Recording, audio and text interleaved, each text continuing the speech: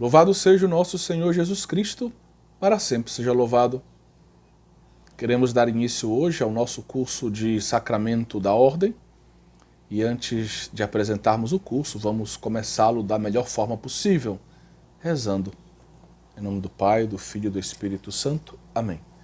Te consagramos, ó Virgem Maria, o nosso curso, as nossas vidas, nosso desejo de crescer no conhecimento da verdade revelada, na boa vivência da nossa fé cristã e no exercício da nossa missão de anunciadores da Boa Nova. Queremos te consagrar tudo o que somos e tudo o que temos, que este curso sirva para a honra e glória de Deus, para o bem das almas e a nossa própria santificação. Amém. Ó Maria concebida sem pecado, rogai por nós que recorremos a vós. Nossa Senhora sede da sabedoria, rogai por nós. Em nome do Pai, do Filho e do Espírito Santo. Amém. Bom, caríssimos, preparei uma breve introdução para o nosso curso, que vai abordar, como eu disse no início, a teologia relativa ao sacramento da ordem. É evidente que, sendo um sacramento, o estudo do sacramento da ordem se insere parcialmente, ou, se você quiser, vamos dizer, imediatamente, no âmbito da teologia sacramental. Existe um tratado dentro da grande teologia sistemática que se ocupa justamente dos sacramentos. E esse tratado normalmente é dividido em uma teologia, vamos dizer, geral sobre os sacramentos. A gente poderia chamar de uma sacramentária geral, ou como os espanhóis chamam, uma sacramentologia geral. E que é o estudo daquilo que os sacramentos têm em comum. Vou dar um exemplo, a ideia de matéria, de forma do sacramento, as intenções do sujeito e do ministro, quem é o ministro do sacramento, quem é o sujeito do sacramento, quais os requisitos do sujeito para que o sacramento seja válido e frutuoso. E nós podemos incluir dentro desse âmbito também alguns elementos particulares, como a noção de validade, de liceidade, o conceito mesmo de sacramento, a relação entre os sacramentos e assim por diante. Bom, e aí depois existe um estudo específico para cada sacramento, né? E se estuda então o sacramento do batismo, da confirmação, da Eucaristia, e aí cada faculdade, cada ordo studiorum organiza, vamos dizer, o seu currículo, o seu itinerário formativo de um certo modo, fazendo sempre algumas opções pautadas no objetivo do curso. Bom, então o nosso curso de Sacramento da Ordem, ele se insere imediatamente dentro dessa esfera da teologia sacramentária. E, porém, o Sacramento da Ordem ele tem uma especificidade, né? Então, a especificidade dele é porque, sem ele, os demais sacramentos não acontecem. Tirando o batismo e o matrimônio, os demais sacramentos, a confirmação, a Eucaristia, a unção dos enfermos, a própria ordenação do sacramento da ordem e a confissão, não podem acontecer. Porque o sacramento da ordem faz parte né, dessa estrutura hierárquica da igreja. Os sacramentos fazem parte daquilo que na igreja nós chamamos os elementos institucionais, certo? Então, os sacramentos fazem parte daqueles elementos institucionais da igreja. Aqui eu estou usando uma ideia do curso de eclesiologia, remeto a um autor que escreveu um manual traduzido em língua portuguesa, um canonista, foi meu professor, chamado Libero Gerosa, que ainda ensina em Lugano, na Suíça. É muito conhecido tanto no âmbito de língua alemã, como também no âmbito de língua italiana, na Europa. E temos algumas obras dele traduzidas em língua portuguesa. Bom, então ele faz parte daquilo que nós chamamos os sacramentos, dessa dimensão institucional da igreja. A dimensão institucional da igreja é aquela que permanece constante ao longo do tempo, né? Permanece sempre constante ao longo do tempo. É como uma espécie de coluna vertebral, né? Como uma espécie de identidade da igreja. Então os tempos mudam, a igreja muitas vezes assume coisas novas, novos carismas surgem, novos desafios, novos modos de responder aos desafios, mas essa estrutura sacramental da igreja não muda. Ela é como uma coluna vertebral, ela faz parte dessa identidade essencial da igreja. Então o sacramento da ordem está nesse âmbito, né? Daquilo que é a dimensão institucional da igreja. Estrutura institucional da igreja. Mas também o sacramento da ordem, ele é uma conformação particular a Cristo. Existe dentro da teologia sacramentária uma noção muito importante, que é a noção de caráter. E o ministro ordenado, ele, além de receber a graça sacramental, que é um fruto do sacramento, ele recebe também um caráter, né? É impresso nele um caráter. Esse caráter significa uma mudança, uma transformação, uma conformação a Cristo. Ou seja, o ministro, ele é conformado a Cristo, e isso significa uma transformação na sua vida. É algo ontológico, né? Então, quer dizer, o sacramento da ordem, ele, apesar de ele estar dentro do ambiente da teologia sacramentária, ele está profundamente conectado com a cristologia, porque o ministro ordenado, ele é um alter Christus, uma expressão que se usava muito até o Vaticano II, ainda hoje é usada, mas um pouco menos. Ele é um outro Cristo por causa do caráter impresso. Cristo está presente e age através do ministro ordenado, graças ao sacramento que ele recebeu.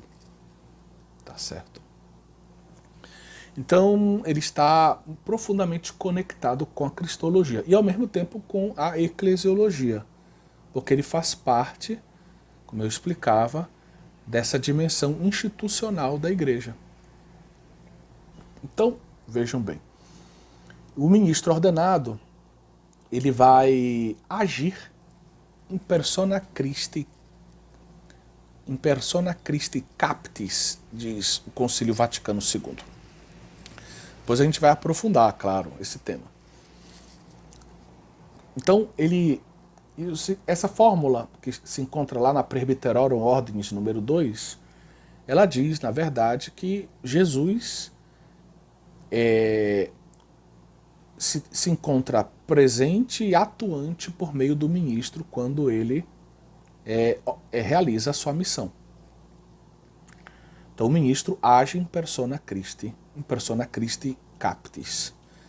E essa ideia mais tarde vai ser aprofundada pelo Papa João Paulo II na exortação apostólica pós-sinodal, chamada Pastores Dabo Vobis, no número 15, aonde o ministro ordenado vai ser apresentado como representação sacramental de Cristo, cabeça da igreja. Então essa ideia de agir em persona Christi Captis, representação sacramental de Cristo, cabeça, apontam para esse novo ser. Pelo sacramento da ordem, o ministro ele é, vamos dizer, transformado. Ele é conformado a Cristo de um modo novo, de um modo diferente daquela conformação própria do batismo ou da confirmação. Certo? Então, estamos aqui na esfera do ser. Houve uma mudança. É ontológica essa mudança. É essencial essa mudança. E, ao mesmo tempo, o ministro ordenado ele não existe para ele mesmo. Ele é chamado por Deus, ele é conformado a Cristo para estar a serviço.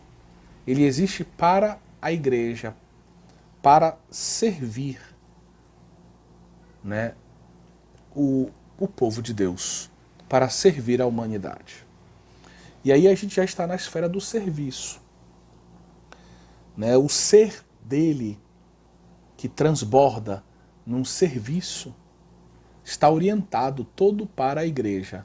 É uma, vamos dizer, compõe a dimensão institucional da igreja.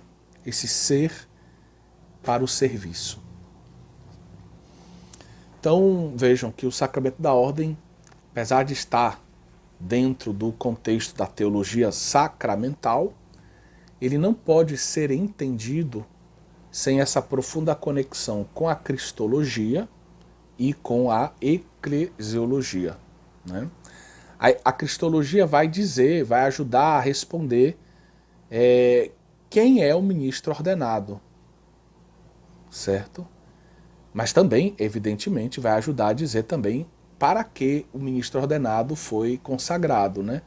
Qual é o serviço dele, porque o serviço dele, no fundo, está em continuidade com o serviço de Cristo. E a eclesiologia vai também nos dizer, fundamentalmente, qual é a missão do ministro. O ministro vai agir, vai atuar, vai servir a igreja, né? Mas na igreja ele não vai apenas servir, ele tem um papel institucional na igreja. Certo? Então, espero que tenha ficado claro isso. Claro, aí você pode conectar o ministério ordenado pela cristologia e pela eclesiologia a outros tratados. Você pode ligar facilmente através da cristologia ao tratado da Trindade. Né? Ou seja, assim como Cristo não viveu a sua missão, por assim dizer, entre aspas, sozinho, ele foi ungido pelo Espírito para poder viver a sua missão. Assim também o ministro ordenado ele é ungido pelo Espírito para poder, conformado a Cristo, cumprir a vontade do Pai. Levar no Espírito, por Cristo, ao Pai, o povo que lhe foi confiado. Então existe uma dimensão trinitária que a gente pode encontrar facilmente através da cristologia, da dimensão cristológica do ministério. E a gente poderia fazer o mesmo por meio da eclesiologia. Mas o lado da cristologia é muito mais lógico e simples da gente entender. Então, bom, vou ficar por aqui. Acho que deu para vocês entenderem um pouquinho qual é o lugar dentro da teologia sacramentária do estudo do sacramento da ordem. Então é um tratado muito importante, especialmente para a eclesiologia. Se ele não for bem dado, a eclesiologia vai ficar, digamos, paralítica, eu diria assim. Vai ficar sem um elemento essencial dela. Mas está dentro da teologia sacramentária, E eu não posso entendê-lo senão à luz do Cristo, porque Cristo é a referência essencial para eu entender quem é o ministro ordenado, por causa dessa conformação ontológica do ministro ordenado a Cristo, uma conformação que transforma o seu ser em vista de uma missão eclesial. Né? Tá certo? Terceiro ponto, já, o primeiro ponto é essa ideia do ser, né? Ele age em persona Christi, ele é representante sacramental de Cristo cabeça, presbiterário ordem número 2, pastor da Vobis número 15. Ele é transformado através do sacramento, conformado a Cristo, e o segundo ponto seria para uma missão, para um serviço eclesial. Né? E o terceiro ponto seria, esse serviço ele tem sido apresentado, especialmente do Concílio Vaticano II para cá, de um modo muito pedagógico, eu diria, muito didático, de um modo tripartido. Ou seja, normalmente a gente apresenta hoje o ministério ordenado com 3 grandes funções que traduzem um pouco tudo o que ele faz, todo o serviço dele, toda a importância do seu serviço. Então existe o munus pastoral, seria a missão de pastorear a igreja. E aí quando eu falo do ministério ordenado, claro, você pode pensar nos 3 graus, né, o episcopado, o presbiterato e o diaconato, e é evidente que cada um desses vai fazer isso num grau diferente. Isso a gente vai deixar para depois, tá bom? Que é só uma introdução bem breve e panorâmica. Então, o munus pastoral, ou seja, de pastoreio, os ministros ordenados eles são conformados ao Cristo bom pastor para pastorear a igreja. Lembrem-se de Pedro, né? Pedro que ouve Jesus lá no Evangelho de São João, capítulo 21, que lhe pergunta: Pedro, tu me amas? Pedro, tu me amas? Pedro, tu me amas? Repete 3 vezes a mesma pergunta e Pedro vai respondendo corajosamente: sim, Senhor, tu sabes que eu te amo. Depois ele se entristece e repete: Senhor, tu sabes tudo, tu sabes que eu te amo. E Jesus a cada vez confirma a missão dele de pastoreio, né? Então, cuida, né, apacenta o meu rebanho, as minhas ovelhas, né, os meus cordeiros. Então Pedro é apresentado, vamos dizer, como este que vai exercitar uma missão de pastoreio. Né?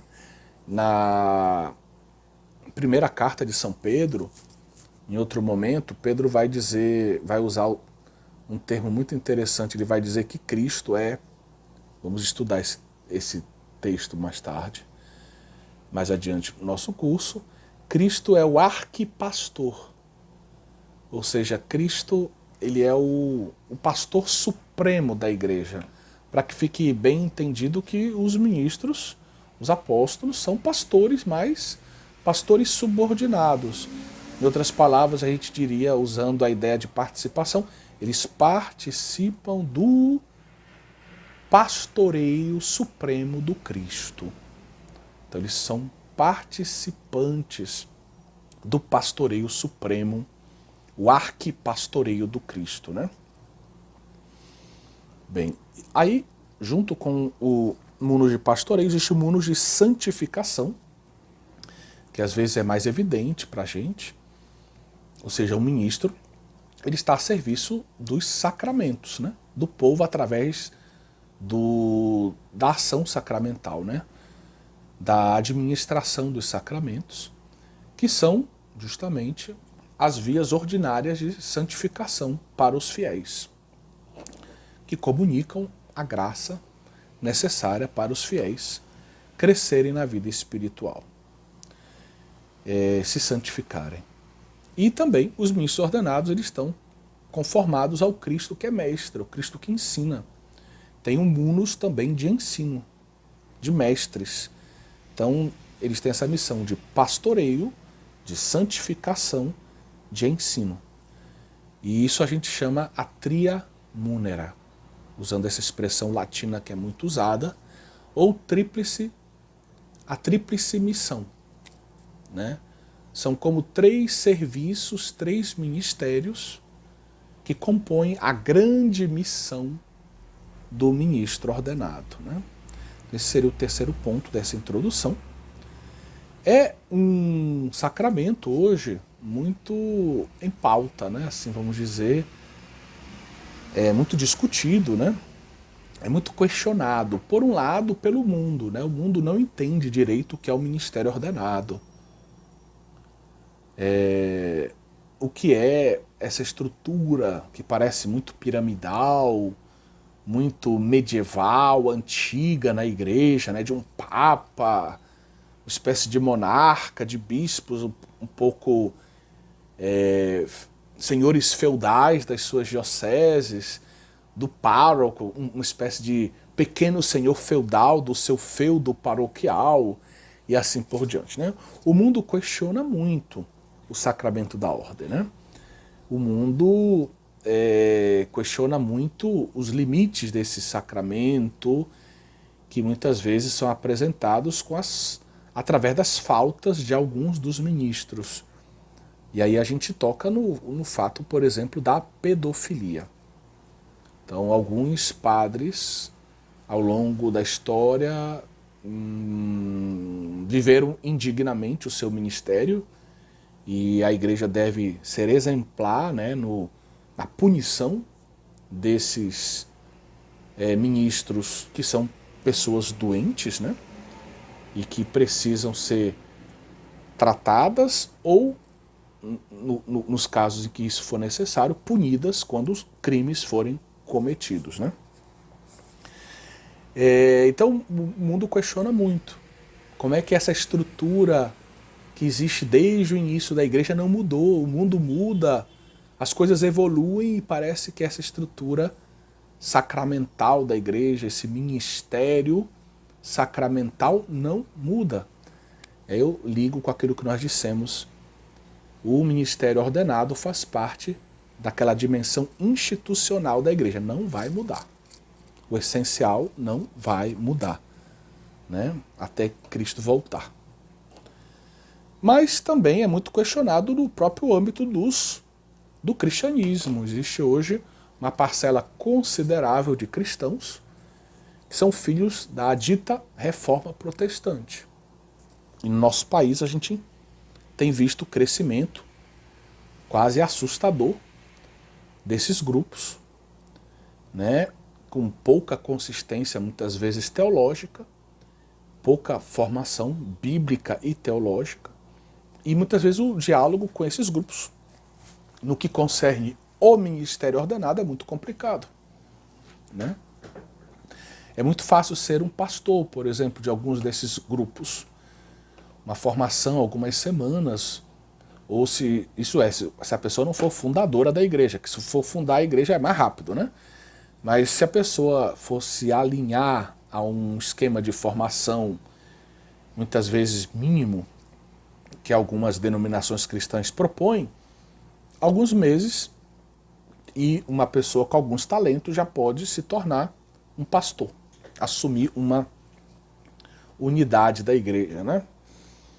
E aí, por outro lado, o padre tem que fazer o propedêutico, tem que estudar filosofia, tem que estudar teologia, tem todo um caminho de formação aí pela frente.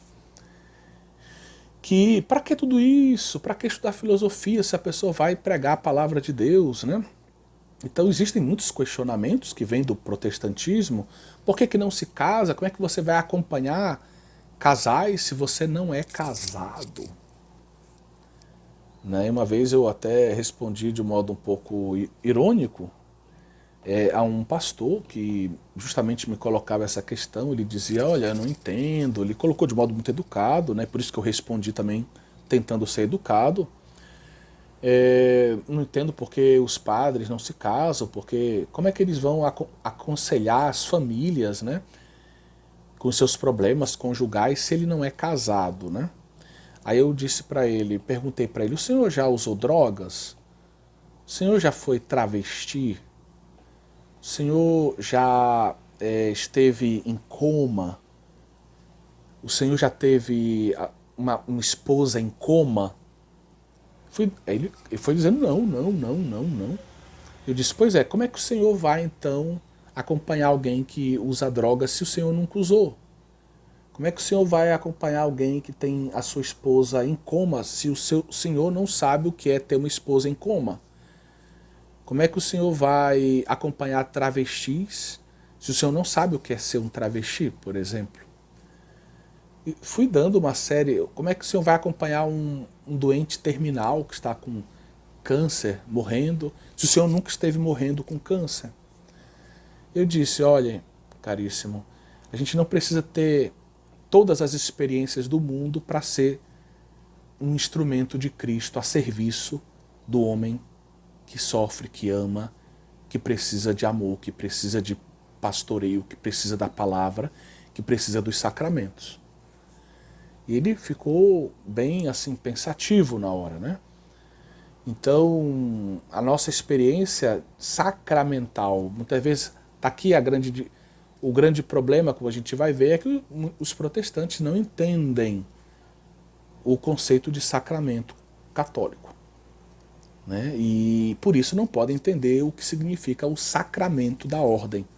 Para eles é apenas um serviço, uma espécie de carisma que alguém tem que se coloca a serviço da comunidade, certo? A gente vai conversar um pouco mais sobre isso mais adiante. Então é um sacramento muito questionado, né? E que está, e aqui a gente já passa o questionamento do mundo e do protestantismo, seria o quarto ponto, que tem vários temas atuais que tocam nessa dimensão do sacramento da ordem, né? Por exemplo, a questão do celibato. Tanta gente questiona, o mundo questiona o celibato, o protestantismo questiona o celibato, né? Recentemente o sínodo para a Amazônia, né, questionou por que só ordenarmos celibatários, sacerdotes, porque a gente não pode ordenar homens casados, sacerdotes, para ir ao encontro da carência de ministros na Amazônia. Um outro questionamento é a questão da ordenação de mulheres. Por que a gente não pode ordenar mulheres? Elas são a maioria na igreja. Por que a gente não pode se libertar desse aparente preconceito, esse patriarcalismo eclesial? Estou usando termos das críticas, né? Não é que eu concorde com eles, absolutamente. Vamos voltar a esses pontos ao longo do curso. A questão, por exemplo, do diaconato. O que é o diaconato? É um ministério laical, um ministério ordenado? Se é um ministério ordenado mesmo, com tudo que diz respeito, por que ele não pode assumir uma paróquia ou celebrar uma missa? Se ele não é um ministério ordenado, por que uma mulher não pode receber o diaconato? E as diaconisas na antiguidade? Questionamentos que a gente escuta. Não vou dar as respostas agora. Para a gente responder a todos esses questionamentos, a gente tem que fazer um itinerário sério de estudo, para a gente ter bases teológicas para responder a esses questionamentos. É o nosso objetivo. A questão do homossexualismo também, a gente não pode fechar os olhos para isso. A gente sabe que existe uma parcela considerável de ministros ordenados que, pelo menos aparentemente, são homossexuais. Alguns, infelizmente, praticam homossexualidade. E pode, não pode? O que os documentos da igreja dizem a esse respeito? Existem documentos que orientam a questão do acolhimento de candidatos que tenham sinais de homossexualidade nos seminários. Então nós vamos precisar tocar nesse ponto. Também que é um ponto polêmico. É um ponto polêmico. Um sexto ponto seria o itinerário que nós vamos trilhar. Bem, nosso itinerário eu remeto sempre no início de cada curso ao decreto do Concílio Vaticano II, do Concílio Vaticano II sobre a formação dos sacerdotes, que é Optatum Totius, número 16, que rege como deve ser ensinada a teologia dogmática. E nós vamos trilhar esse caminho proposto. Então vamos começar com a parte bíblica, vamos ver toda a parte histórica. E na parte histórica nós vamos ver os grandes autores, os padres da Igreja do Ocidente, do Oriente, os Santo Tomás de Aquino, os grandes autores ao longo da história. E também as intervenções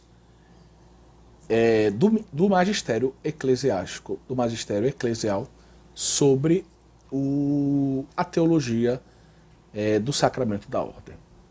O magistério tem essa missão, a missão de interpretar de modo oficial, de modo autêntico, a palavra de Deus, que é a Sagrada Escritura e a Sagrada Tradição, né? Como diz a Dei Verbum, a Constituição dogmática Dei Verbum, também do mesmo Concílio Vaticano II.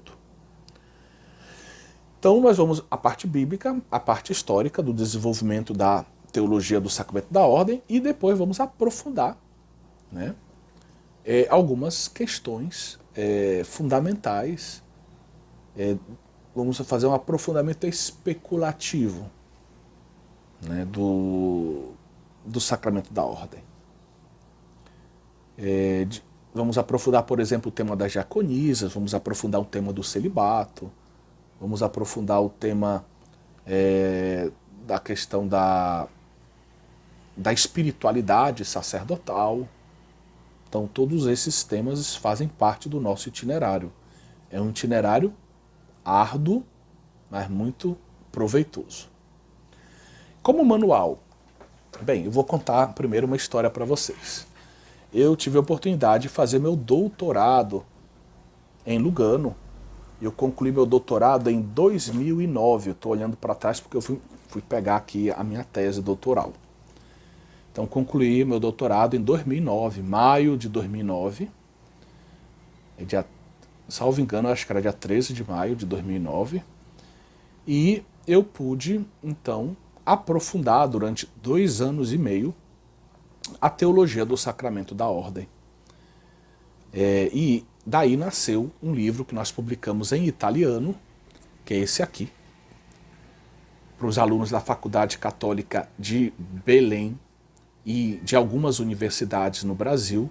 Esse livro se encontra presente em várias bibliotecas aqui do Brasil e também de fora, na Gregoriana, em Lugano, em vários lugares também.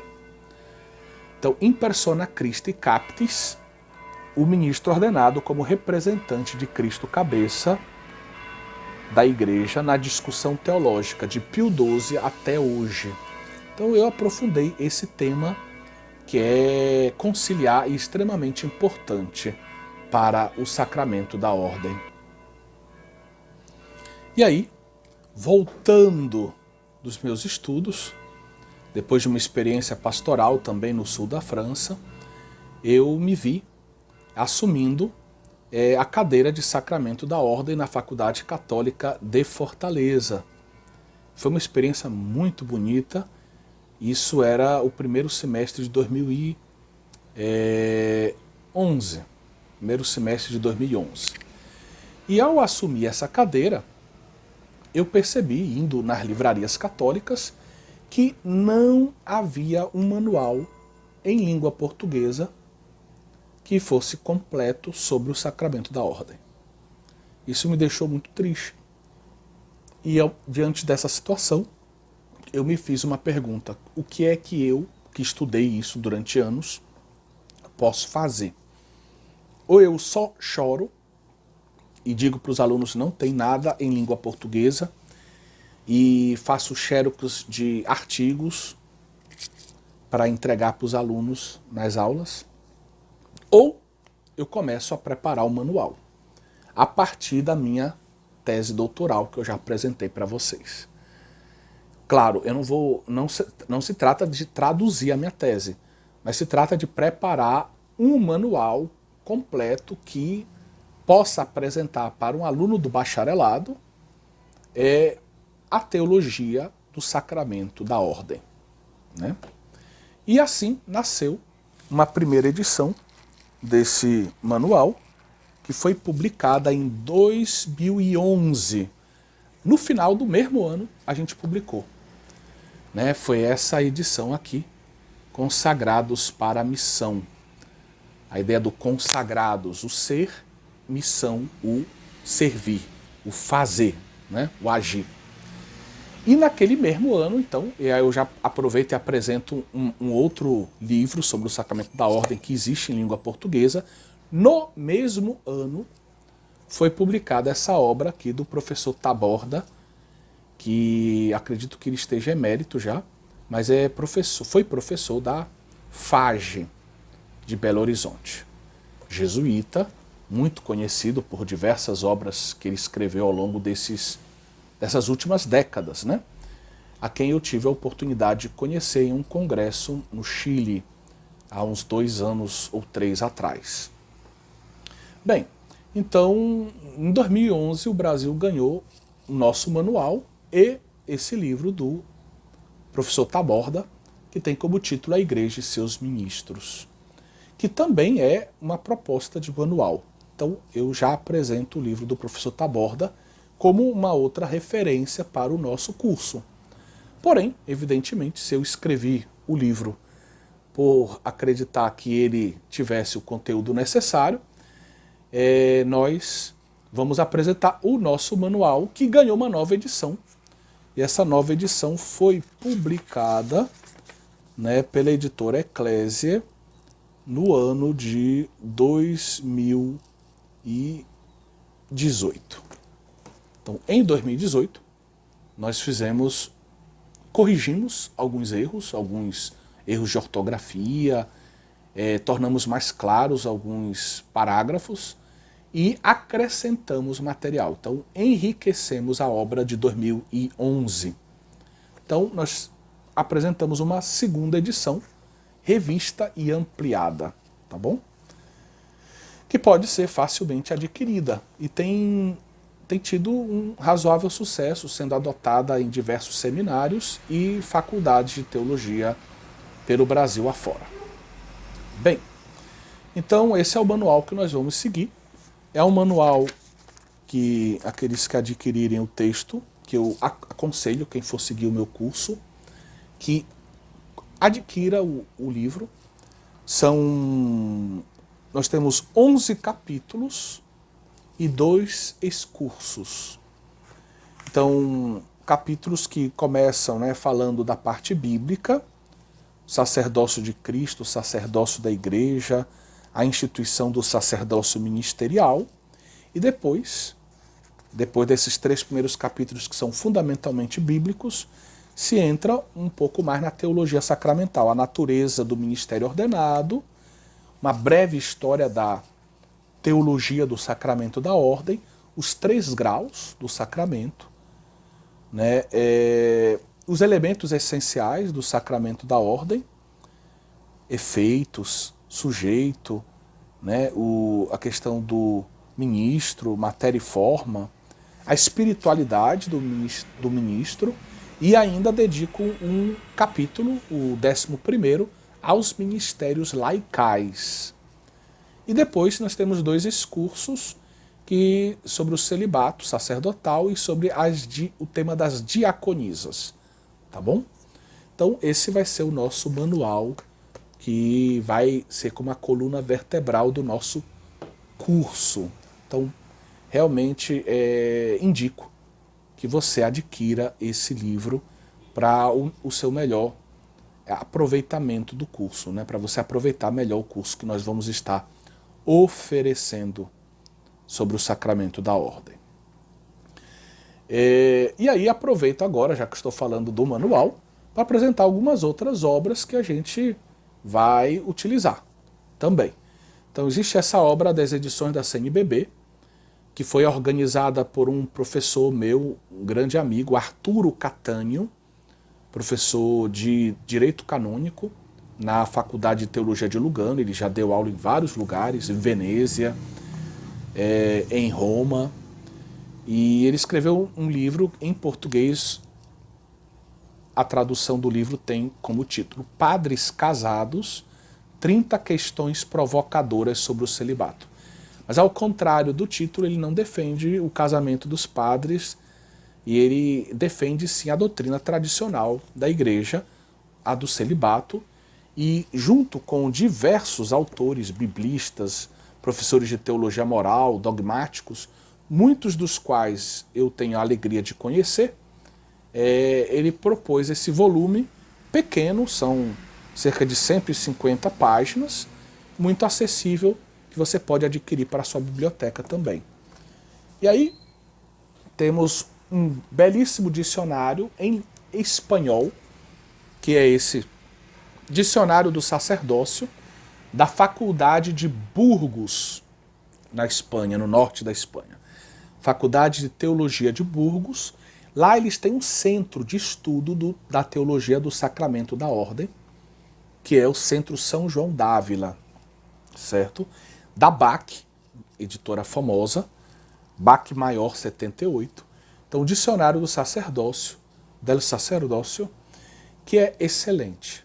Então, aqui você vai encontrar artigos muito bons. Vou apresentar durante o nosso curso outros manuais, mas em língua espanhola tem um manual bem original, que não está completo ainda, ele mesmo diz, o autor mesmo diz, Ser Sacerdote Hoje, que é do alemão Grechak. Então, Grechak é um grande especialista em teologia trinitária, e ele propõe uma leitura da teologia do sacramento da ordem à luz da Trindade, uma teologia trinitária do sacramento da ordem. Vale a pena, é original e vale a pena. As edições da CNBB publicou um belo livro sobre o celibato também, eu queria prestar essa homenagem ao nosso colega também, que é perito da nossa comissão episcopal pastoral para a doutrina da fé, da CNBB, Luiz Henrique Eloy e Silva, né, de Belo Horizonte. Então ele organizou esse livro, O Dom do Celibato na Vida e na Missão da Igreja. Então vale a pena também conhecer sobre o celibato.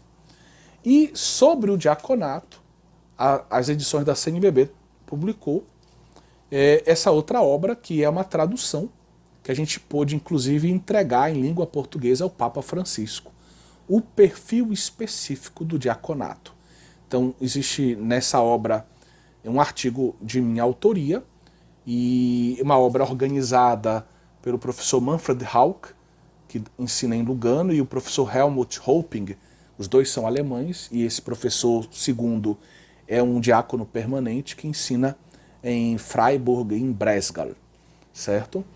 E especialista também em teologia dos sacramentos, e eles então organizaram um convênio, ou melhor, em português seria melhor dizer, um simpósio sobre o diaconato em 2014, e essa obra foi publicada no ano passado em italiano, em alemão e em português. Nós entregamos para o Papa Francisco em dezembro de 2019 as 3 versões da obra, né?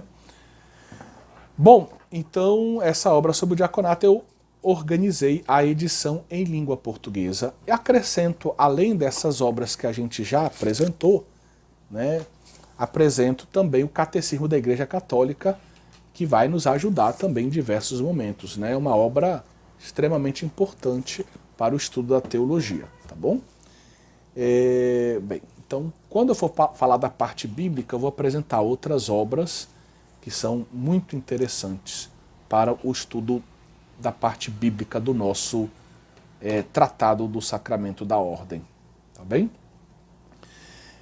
Quero terminar essa apresentação do nosso curso com uma frase que eu coloquei na introdução do nosso manual. Está na página 15, uma frase do Papa São João Paulo II, da Pastoribus Vobis número 11. O conhecimento da natureza e da missão do do sacerdócio ministerial é o pressuposto irrecusável e, ao mesmo tempo, o guia mais seguro, bem como o estímulo mais premente para desenvolver na igreja a ação pastoral de promoção e discernimento das vocações sacerdotais e da formação dos chamados ao ministério ordenado. Então, ele está dizendo, em outras palavras, que um estudo adequado do sacramento da ordem ajuda a formar padres segundo o coração de Deus e a animar aqueles que são chamados ao sacerdócio, a atrair. Muitas pessoas deixam de, eu diria assim, né? Muitas pessoas deixam de reconhecer a beleza do sacramento da ordem porque não conhecem. Não conhecem a teologia do sacramento da ordem. Da mesma forma, poderíamos dizer, muitas pessoas deixam de admirar a beleza do matrimônio cristão, do sacramento do matrimônio, porque não conhecem a teologia do sacramento do matrimônio.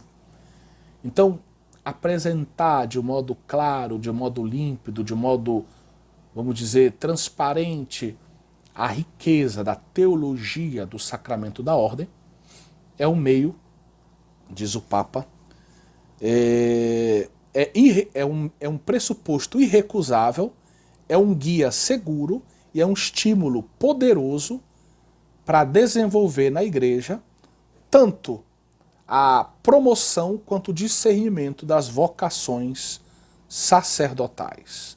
Nós queremos promover e discernir as vocações sacerdotais na igreja, precisamos apresentar para os nossos jovens a beleza, a profundidade, a riqueza da teologia do sacramento da ordem.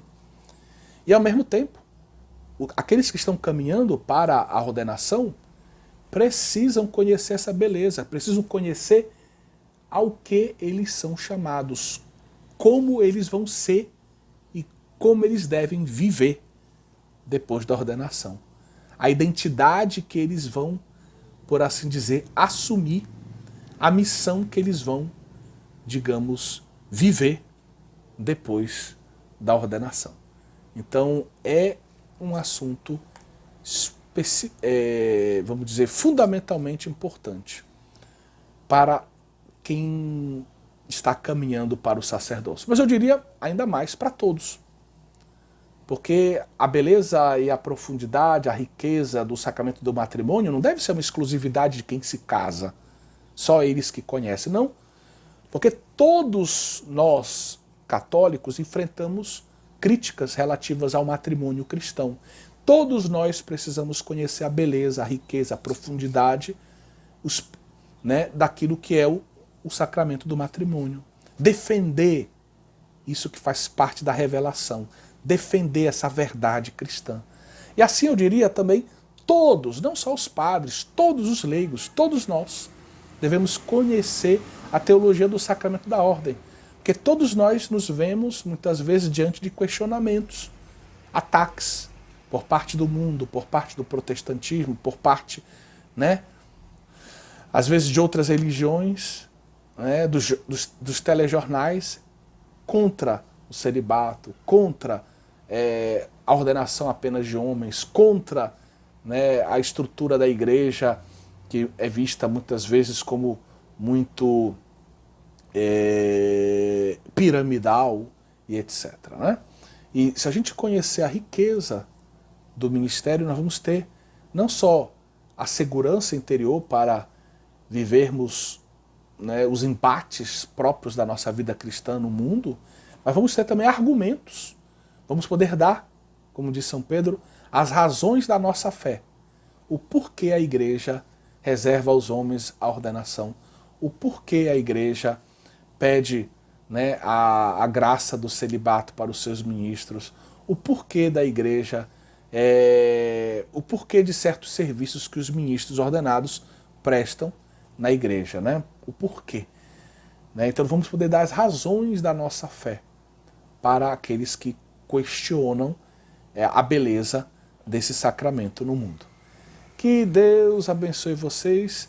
Espero ter podido introduzir vocês e estimular vocês a percorrer esse caminho de estudo sério, profundo, né, exigente do sacramento da ordem. Deus abençoe vocês.